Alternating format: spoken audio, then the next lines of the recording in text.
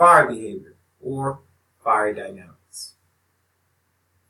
Imagine sitting outside, camping on a starry night, and your friends are sitting around the fire. Have you ever wondered what makes that chemical reaction happen, or what makes the fire happen itself? We all know that you can take some wood, put it on a fire, put it on a pit, and light a match, and voila, you have fire. Or get one of those starter logs. Well, today we're going to talk about fire dynamics, what a fire is, and the scientific process of how to start a fire, and the process of fire extinguishment. Now you may ask yourself, why does this matter? Well, according to statistics, every 90 seconds there's a house fire. And the most common house fire is through cigarette smoke. But the second most common house fire is through cooking. And I'm pretty sure everybody in here cooks. Well, also, every day, 9 people die in house fire. Now, throughout the United States, that's a pretty large statistic. So, we're going to start out by asking ourselves what a fire is. Well, basically, fire is a chemical reaction which starts a process called combustion. And combustion within itself is what a fire is. So imagine yourself going in the kitchen to a gas stove, lighting your pilot light, and you hear that explosion and the fire comes out. Well, those are chemicals that are causing that explosion, and now you have fire.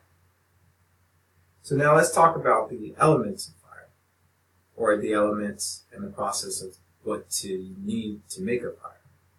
So what we have here is called the fire triangle.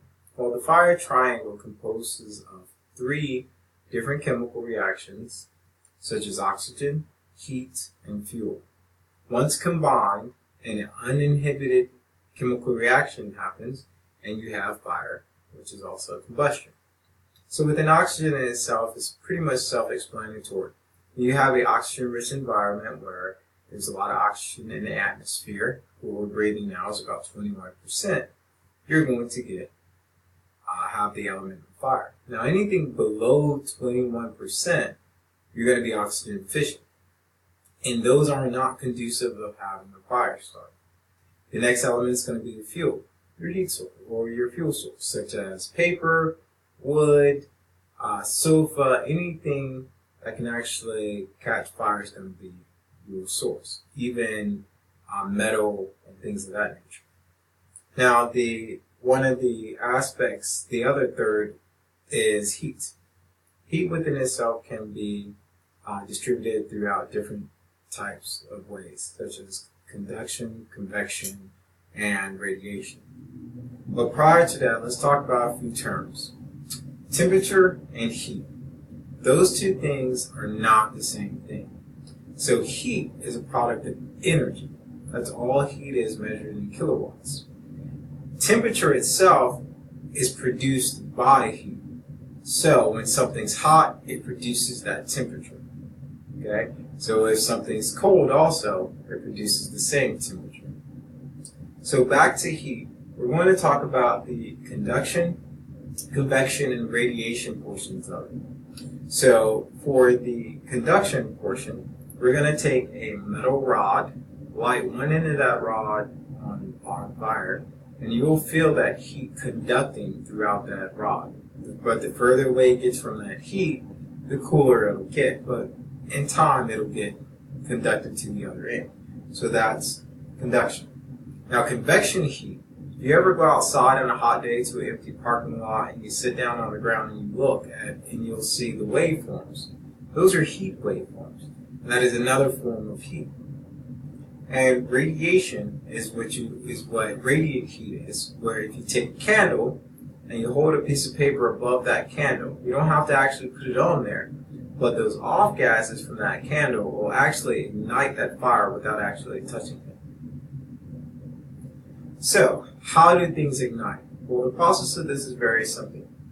If you have a match, you light a match, and you have a piece of paper. The elements and the molecules in that piece of paper are held very tightly together. Once you put heat to that paper, the molecules start to loosen. And once they loosen, you're going to get to what's called vapor or vaporization. Those molecules have actually turned into a gas. And that is actually what catches on fire, is the gas from the molecules being loose. Two other terms that we are going to talk about is combustion, which we know is fire, or the end product of fire, and incomplete combustion. So regular combustion or complete combustion is when you take a match, light a piece of paper, and it burns, and now you have fire. The second part is incomplete combustion. If you take that same paper and you wet it, and you try to light it, you're not going to get a fire started. It's basically going to smolder and smoke. In this diagram, you're going to see the starting of a fire. When you have all three of those elements and you have uninhibited chemical reaction, you're going to get the basis of your fire. Fire growth is going to occur when there's more oxygen added into it, or if there's a sustainable fuel source. And the longer that goes on, in the burning reaction, you're going to get full involved burning. And once you get it fully enveloped, the only way it's going to decrease is if you start removing one or three of those elements, such as the oxygen or the fuel, or you remove the heat. And then you'll get the decay of the fire, and then all of a sudden, it's out. The next element of the process is going to be fire suppression. So like I said, without any of those reactions, those chain reactions, you're not going to have a fire at all. And these are different types of classes of fire extinguishers that most people use. And when they use these are going to take out one or three of those elements. So we'll start with the class A, which is a firefighter we use basically as water. So we'll use water, and water does not actually put the fire out. It actually cools the fire. We're actually cooling the gases that are above the products that are burning at that time. And once we cool those, it actually puts the fire out. We're not actually drowning the fire or anything of that nature. The second B and C type of fires and fire extinguishers that are used, these are going to be more of your separation. Carbon dioxide is going to be implemented. Carbon dioxide is going to bring down your oxygen level within the fire, or what the fire is feeding off of, and it's going to put out the fire. And the other type of suppression is going to be smothering, where if you had a kitchen fire, you would take a pot, you could take a lid and put it on there, which is going to also smother the fire out, which is essentially separating the heat and the oxygen out of the room so that fire cannot continue to grow. So in conclusion,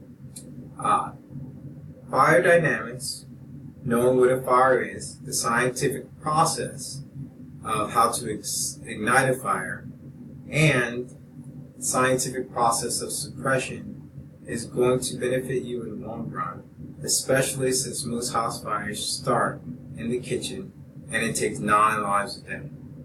Thank you.